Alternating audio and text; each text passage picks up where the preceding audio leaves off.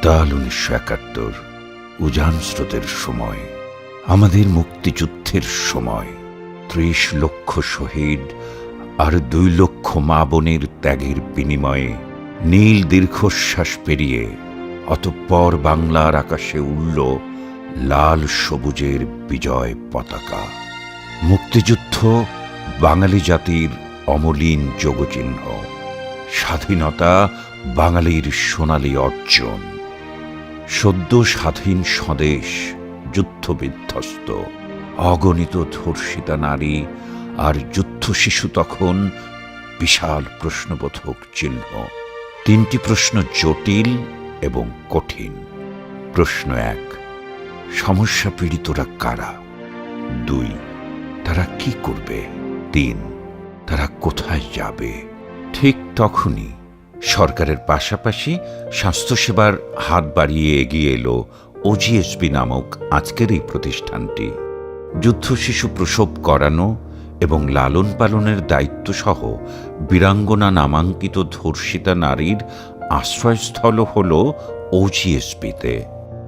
যাদের ঘামে, শ্রমে, মেধার মননে এই মহৎ প্রতিষ্ঠানটি প্রতিষ্ঠিত হয়েছিল, তাদের অনেকেই আজ নেই, গত হয়েছেন।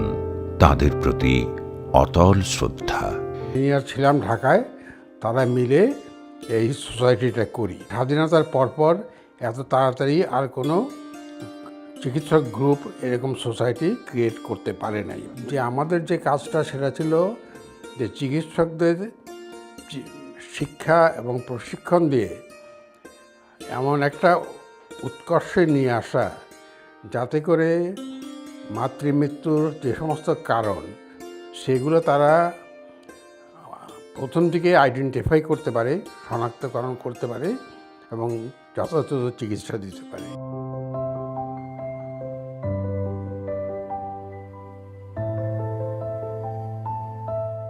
চিকিৎসক হিসাবে আমরা কাজ করেছি, কিন্তু এভাবে স্ট্রাকচারালি সুন্দরভাবে গুছাই আনা, এটা আমাদের কয়েকজনই করেছে এবং আমি একটু অগ্রগামী ছিলাম। যে যেখানে আছে সেখানে থেকেই ওইটাকে চেষ্টা করে এগিয়ে নিয়ে আসছে। আমাদের স্টুডেন্টরা বেশি উদ্যোগ নিয়েছে। এরপর দীর্ঘ রাজনৈতিক অস্থিতিশীলতার পর ১৯৯০ সালের গণঅভ্যুত্থান ছিল একটি গুরুত্বপূর্ণ গণতান্ত্রিক শাসন ব্যবস্থার শুভ সূচনা।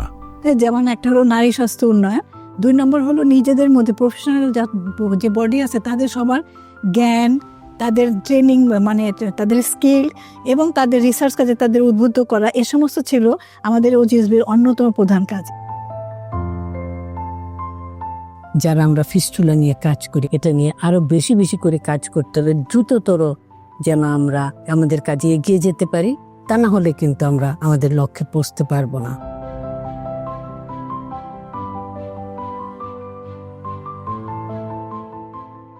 একজন মা যেন তার সন্তান জন্ম থেকে, যেটি আমি সবসময় বলি, তার একটি মৌলিক অধিকার, তিনি একটি ভালো জায়গায় সন্তান প্রসব করবেন।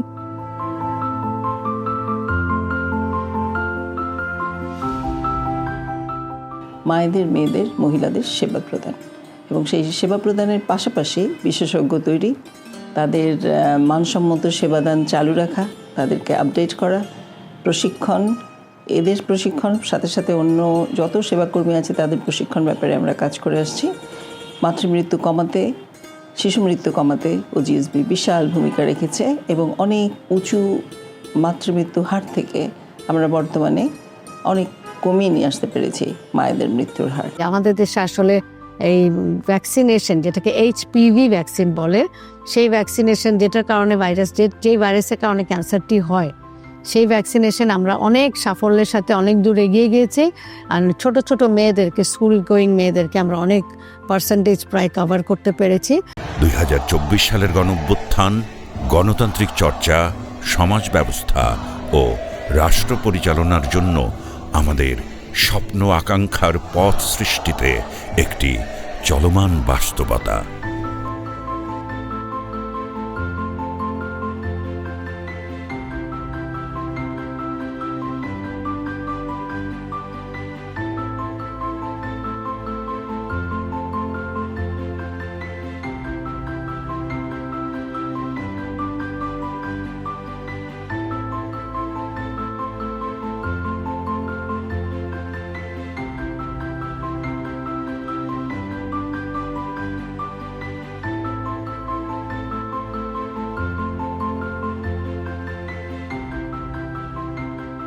অবস্টেটিক্যাল and Gynaecological Society of Bangladesh এটা শুধু একটি সোসাইটি না, এটা একটি পরিবার।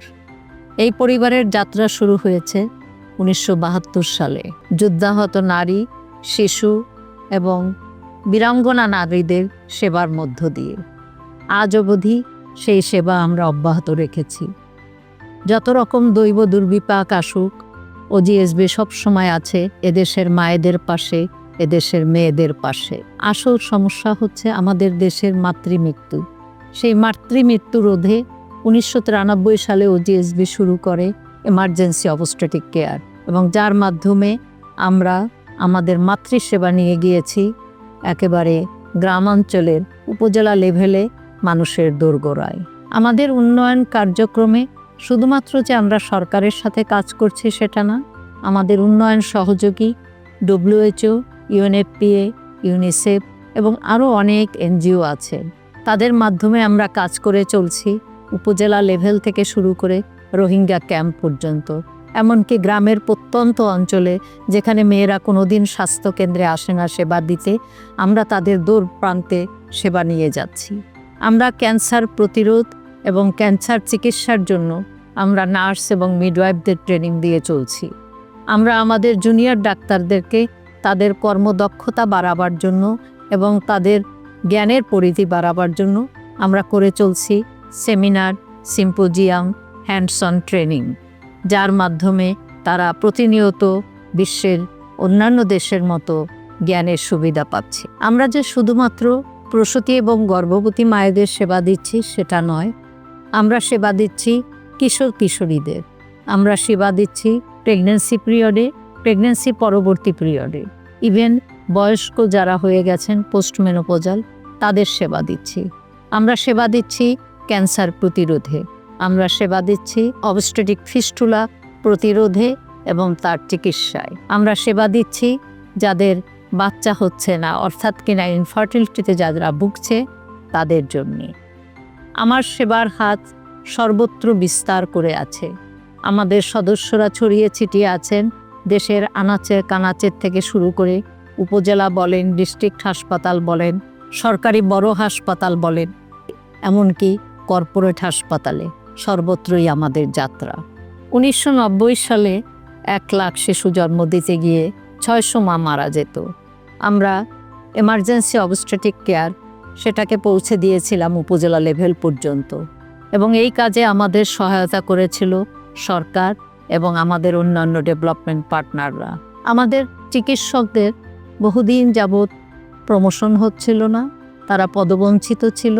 সেই পদবঞ্চিত চিকিৎসকদের পদোন্নতির মাধ্যমে আমরা তাদের মনোবল ফিরিয়ে আনতে পেরেছি, এবং আমি আশা করছি তারা এখন বিপুল উদ্যমে কাজ করবে।